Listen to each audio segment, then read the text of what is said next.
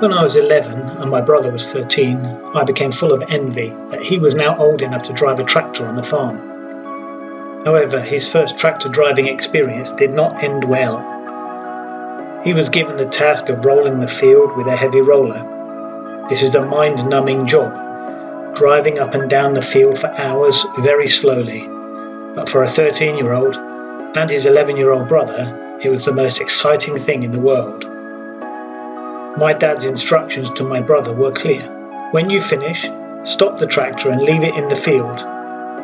Unfortunately, my brother decided that he would be helpful and parked the tractor and roller in the yard. The moment my brother drove the tractor out of the field and onto the concrete yard, he began to realize his mistake.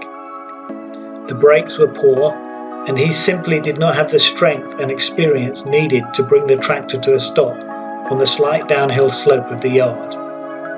The result was that a motorbike parked in the yard got knocked over before he finally managed to bring everything to a halt. This story of a well-intentioned but ultimately misguided boy is somewhat like the way the church sometimes treats the promises of God. We are not in possession of all the facts or the experience necessary, and in an attempt to be helpful, we get ourselves into a right pickle.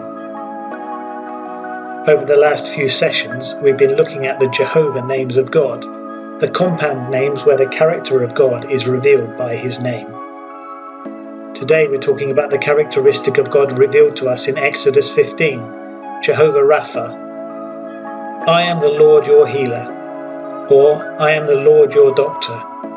It's clear from this passage and this name for God that it's in God's nature to heal us.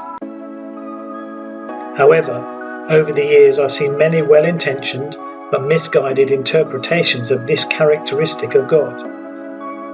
Many preachers have said that God always wants to heal us right now. If we're not healed, it's because of our lack of faith. Using the scripture found in Isaiah 53, they say that our healing has already been paid for and we simply have to claim it. This is preached with good intention, but misses the point that although the price has already been paid, the physical effects of the fall of man will not be reversed until Jesus returns. Paul is clear in writing to the church in Rome that the earth is still waiting for the physical effects of the fall to be reversed, and this of course includes sickness and disease. The Bible is clear that all sickness and disease has come as a result of man's sin in the Garden of Eden. Jesus' crucifixion and resurrection provide for the consequences of sin to be reversed. Mankind is set free from the consequences of sin, including sickness and death, because of the work of Jesus on the cross. The distinction we must draw is this. While we are now set free from the spiritual effects of the fall, the moment we come to Jesus and are born again, we have to wait to be set free from the physical effects of the fall until Jesus returns. So does that mean that Jesus does not heal today, as some people argue? Well, the answer is of course he heals. We can give many testimonies of healing, but we must understand that before the return of Jesus, healing is a blessing from God, not a right. The name Jehovah Rapha tells that it is in his character to heal. He wants us to be free from our afflictions. But as we've seen before, he sees a bigger picture than we do. We should pray and ask God for his grace to heal. It's not our right to demand healing, but we are certainly right to ask him to heal, and he is delighted when we do. It is in God's character to heal us. The answer to our prayer for healing will always be yes.